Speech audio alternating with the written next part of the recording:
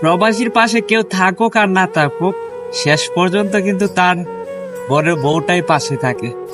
আপনি একটা জিনিস চিন্তা করে দেখবেন, এই প্রবাসে থাকা অবস্থায় হয়তো আপনি কোনো কিছু করলেন আপনার নিজের জন্য, পরিবারের মানুষ একটা সময় আপনারা ত্যাগ করলো, কোনো কিছুই দিল না। এমন নজিরবিহীন অনেক ঘটনা আছে, অনেক কিছু হয়ে যায় প্রবাসীর সাথে, অনেক কষ্ট পায়। কারণ 10 বছর 15 বছর করার পরেও নিজের জন্য যখন কিছু থাকে না, কিছু রাখে না, তখন ওই প্রবাসীটা একদিন চোখের পানি পালায় নীরবে, যে 15 বছর 20 বছর বিদেশ করার পরে আজকে আমি শূন্য। কিন্তু দিন শেষে ওই যে আপনার দেওয়া উপহার, যেগুলা হচ্ছে আপনি বউকে গয়না দিয়েছেন, এই গয়না বিক্রি কইরা অথবা গিরবি দিয়া এগুলা কইরো একটা সময় কিছু একটা করতে হয়।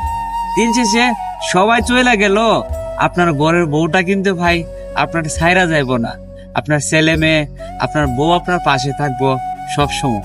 তাই প্রবাসে থাকা অবস্থায় অন্তত পক্ষে এই বউটারে কিছু গয়না কিনা দিয়ে, এই গয়নাগুলা কিন্তু বউ নিয়ে যাবে না ওনার বাপের বাড়িতে, এটা আপনারই থাকবে। ওই দুঃসময়ে আপনি যে টাকা সঞ্চয় করতে পারেন নাই, এই দুঃসময়ে এই গয়নাগুলা আপনার অনেক কাজে আসবে।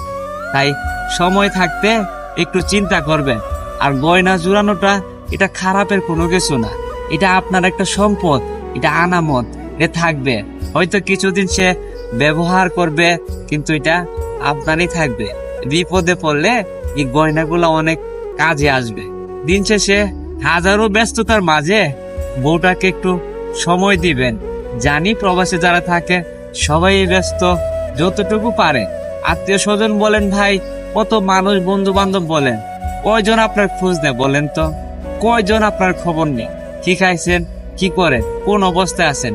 কিন্তু ঘরের বউটা কিন্তু আপনার অপেক্ষায় থাকে, আপনার খোঁজ নেয়, আপনাকে জিজ্ঞাসা করে।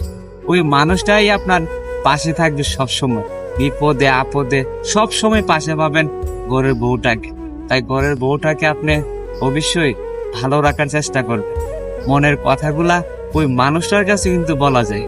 সবার কাছে সবকিছু বলতে না পারলেও ঘরের বউটার কাছে কিন্তু সবকিছু সহজে মুখ খুলে বলা যায়। রাগ অভিমান সবার সাথে দেখাইতে না পারলেও ঘরের বউর সাথে কিন্তু ঠিকই রাগ দেখাইতে পারে প্রত্যেকটা স্বামী।